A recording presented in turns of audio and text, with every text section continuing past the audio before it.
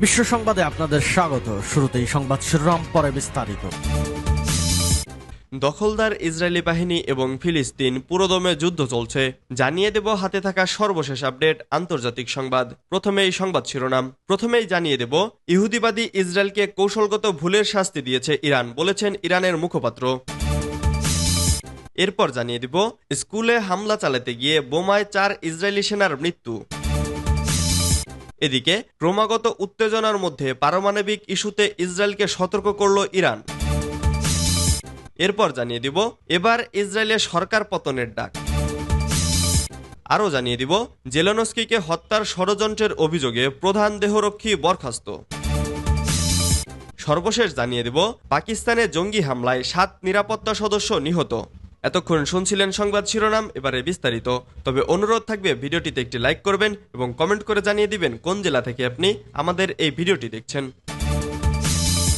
ইহুদিবাদী ইসরায়েলকে কৌশলগত ভুলের শাস্তি দিয়েছেন ইরান, বলেছেন মুখপাত্র।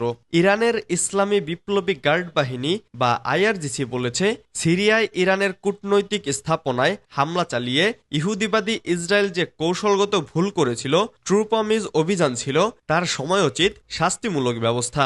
আইআরজিসির মুখপাত্র ব্রিগেডিয়ার জেনারেল রমজান শরীফ শনিবার তেহরানে এক বক্তৃতায় এ মন্তব্য করেন। তিনি বলেন, আমরা আমাদের সামরিক মহড়াগুলোতে সাধারণভাবে ইসরায়েলের ঘাঁটিগুলোতে হামলা চালানোর অনুশীলন করি, কাজেই ট্রু প্রমিস অভিযান চালানোর মতো প্রস্তুতি আমাদের সব সময় থাকে। আর ইসরায়েল ইরানি কনসুলেটে হামলা চালিয়ে যে কৌশলগত ভুল করেছিল তার জবাব দেওয়া জরুরি হয়ে পড়েছিল। জেনারেল শরীফ বলেন, ইরানের ওই পাল্টা হামলা ছিল পুরোপুরি সফল এবং তাতে ইহুদিবাদী ইসরায়েল বড় ধরনের ক্ষয়ক্ষতির শিকার হয়। তিনি বলেন, ইসরায়েলের কাছে সর্বাধুনিক সমরাস্ত্র ও সামরিক প্রযুক্তি থাকা সত্ত্বেও তারা দুর্বল দিকগুলো চিহ্নিত করেই ইহুদিবাদীদের সামরিক ঘাঁটিগুলোকে লক্ষ্য করে ড্রোন ও ক্ষেপণাস্ত্র হামলা চালিয়েছিল। ইরানের ইসলামী বিপ্লবী গার্ড বাহিনীর মুখপাত্র বলেন, যখন আমেরিকা সহ ইসরায়েলের অন্যান্য মিত্র ইরানের সফল অভিযানের বিষয়টি স্বীকার করেছে, তখন তেল আবিব ইরানের 99% ড্রোন ও ক্ষেপণাস্ত্র ঠেকিয়ে দেবার যে দাবি করেছে তা সম্পূর্ণ মিথ্যা। ইহুদিবাদী ইসরায়েলি সেনারা গত 1 এপ্রিল সিরিয়ার রাজধানী দামেস্কে ইরানি কনসুলেটে বিমান হামলা চালায়। এতে ইরানের কূটনৈতিক স্থাপনাটি সম্পূর্ণ ধ্বংস হয় এবং এদেশে 7 জন সামরিক উপদেষ্টা শহীদ হন। এরপর 13 এপ্রিল রাতে ইরান তার কনসুলেটে হামলার জবাব দেয়। ইসরায়েলের কয়েকটি সামরিক ঘাঁটি লক্ষ্য করে তেহরান 3 শতাধিক ড্রোন ও ক্ষেপণাস্ত্র নিক্ষেপ করে, যার ফলে ওইসব ঘাঁটির ক্ষয়ক্ষতি হয়। তবে সে ক্ষয়ক্ষতির বিবরণ প্রকাশ করেনি তেল আবিব। স্কুলে হামলা চালাতে গিয়ে বোমায় 4 ইসরায়েলি সেনার মৃত্যু। গাজা উপত্যকায় একটি স্কুলে হামলা চালাতে গিয়ে বোমা বিস্ফোরিত হয়ে 4 জন ইসরায়েলি সেনার মৃত্যু হয়েছে। এ ঘটনায় অপর এক সেনা সদস্য গুরুতর আহত হয়েছে। শুক্রবার 11 মে গাজার জেইতান এলাকায় এ ঘটনা হয়। নিহতরা হলেন ইতাই লিভনি, ইউসেফ দাসা, এরমিয়াস ম্যাকুরিয়াও এবং ড্যানিয়েল লেভি। 4 জনই নাহাল ব্রিগেডের আওতায় ছিলেন। মূলত তারা একটি স্কুলে হামলা চালাতে গিয়েছিলেন। সেখানে আগে থেকে পেতে রাখা বোমা বিস্ফোরণে প্রাণ যায় ইসরায়েলি সেনাদের। স্কুলটিতে হামাস সদস্যরা অবস্থান করছে এমন তথ্যের ভিত্তিতে সেখানে অভিযান চালায় ইসরায়েলি সেনাবাহিনী। ক্রমাগত উত্তেজনার মধ্যে পারমাণবিক ইস্যুতে ইসরায়েলকে সতর্ক করল ইরান। চলমান উত্তেজনার মধ্যে পারমাণবিক ইস্যুতে ইসরায়েলকে সতর্ক বার্তা দিয়েছে ইরান। দেশটির সর্বোচ্চ ধর্মীয় নেতা আয়াতুল্লাহ আলী খামেনির উপদেষ্টা কামাল খারাজি বলেছেন, ইসরায়েল আমাদের আশ্বস্তির জন্য হুমকির কারণ হলে আমাদের পিছপা হওয়ার কোনো সুযোগ নেই। এ খবর দিয়েছে অনলাইন এনডিটিভি। খবরে বলা হয়েছে, গোপনে পারমাণবিক অস্ত্র তৈরি করেছে ইরান। দীর্ঘদিন থেকে এমন অভিযোগ করে আসছে ইসরায়েল ও তার পশ্চিমা মিত্ররা। তবে বরাবরই তাদের এ অভিযোগ নাকচ করেছে তেহরান। কিন্তু এবার শুধু নাকচ করেই থামেননি তারা, রীতিমতো তেল আবিবকে শাসিয়েছেন কামাল খারাজি। ইসরায়েলকে হুঁশিয়ারি দিয়ে তিনি বলেছেন, আমাদের পারমাণবিক বোমা তৈরির কোনো সিদ্ধান্ত নেই, কিন্তু ইরানের অস্তিত্ব হুমকির মুখে পড়লে আমরা আমাদের নীতি পরিবর্তন করতে বাধ্য হব।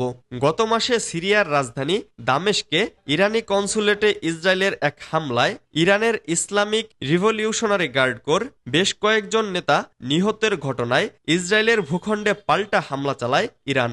এতে দুদেশের মধ্যে উত্তেজনা ক্রমেই বেড়ে চলেছে। চলমান এই উত্তেজনার মধ্যেই ইসরায়েলকে সতর্ক করল তেহরান।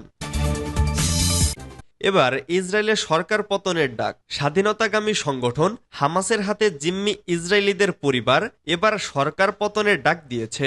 শনিবার তেল আবিবে একটি জরুরি সংবাদ সম্মেলন করেন তারা। সেখান থেকে সব ইসরায়েলিকে রাস্তায় নেমে আসার এবং নেতানিয়াহুর সরকারকে ক্ষমতাচ্যুত করার আহ্বান জানানো হয়। কাতার ভিত্তিক গণমাধ্যম আল জাজিরা এ তথ্য নিশ্চিত করেছে। এক ইসরায়েলি জিম্মির ভিডিও প্রকাশ করেছে হামাস। এ স্বাধীনতাকামী সংগঠনটি জানিয়েছে ইসরায়েলের বিমান হামলায় এই জিম্মি নিহত হয়েছেন। তার মৃত্যুর সংবাদ প্রকাশের পরই অন্যান্য জিম্মি পরিবারের সদস্যরা সংবাদ সম্মেলন করেন। সংবাদ সম্মেলনে তারা বলেন, ইসরায়েলি সেনারা গাজার যেসব অঞ্চল দখল করেছিল সেখানে হামাস আবারও পুনর্গঠিত হচ্ছে।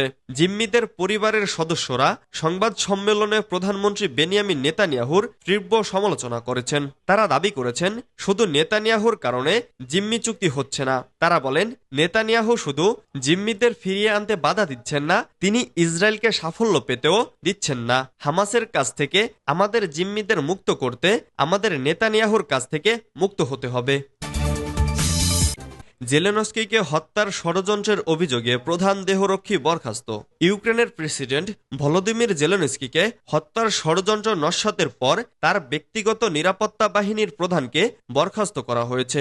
এর আগে হত্যার ষড়যন্ত্রের অভিযোগে জেলেনস্কির ব্যক্তিগত নিরাপত্তা বাহিনীর 2 উচ্চপদস্থ কর্মকর্তাকে আটক করা হয়। খবর বিবিসির। প্রতিবেদনে বলা হয়েছে, 2019 সাল থেকে প্রেসিডেন্টের নিরাপত্তা বাহিনী স্টেট গার্ড অ্যাডমিনিস্ট্রেশনের প্রধান ছিলেন সেরহি রুদ। তবে ঠিক কী কারণে তাকে বরখাস্ত করা হয়েছে তা জানা যায়নি। এমনকি এই পদে কাকে নিয়োগ দেওয়া হচ্ছে তাও জানা যায়নি। বিবিসির প্রতিবেদনে বলা হয়েছে, স্টেট গার্ড অ্যাডমিনিস্ট্রেশন প্রেসিডেন্টের নিরাপত্তার পাশাপাশি দেশটির গুরুত্বপূর্ণ ব্যক্তি ও তাদের পরিবারের সদস্যদের নিরাপত্তার দায়িত্ব পালন করে। রুশ গোয়েন্দাদের সঙ্গে যোগাযোগের অভিযোগে এই বাহিনীর 2 উচ্চপদস্থ কর্মকর্তাকে আটক করা হয়। তবে জেলেনস্কির ব্যক্তিগত দেহরক্ষী 47 বছর বয়সী সেরহি রুড তাদের সঙ্গে জড়িত রয়েছে এমন কোনো প্রমাণ পাওয়া যায়নি। পাকিস্তানের জঙ্গি হামলায় 7 নিরাপত্তা সদস্য নিহত। পাকিস্তানের খাইবার পাখতুনখোয়া প্রদেশের উত্তর ওয়াজিরিস্তান জেলায় পৃথক 2 জঙ্গি হামলায় নিরাপত্তা বাহিনীর 7 সদস্য নিহত ও আরও 2 জন আহত হয়েছেন। শনিবার জেলাটির দত্তখেল তহসিলের হাসানখেল এলাকায় এবং মীর আলী শহরের সীমানা এলাকায় এ 2টি হামলার ঘটনা ঘটে। খবর পাকিস্তানি গণমাধ্যম ডনের প্রতিবেদনে বলা হয়, প্রথম হামলার ঘটনাটি ঘটেছে হাসানখেলে। সেখানে নিরাপত্তা বাহিনীর বোমা নিষ্ক্রিয়কারী ইউনিটকে লক্ষ্য করে একটি বোমা বিস্ফোরণ ঘটানো হয়। বিস্ফোরণের পর জঙ্গিরা নিরাপত্তা বাহিনীর সদস্যদের লক্ষ্য করে গুলিবর্ষণ করে। এর ফলে ঘটনাস্থলে নিরাপত্তা বাহিনীর 5 সদস্য নিহত ও আরও 2 জন গুরুতর আহত হন।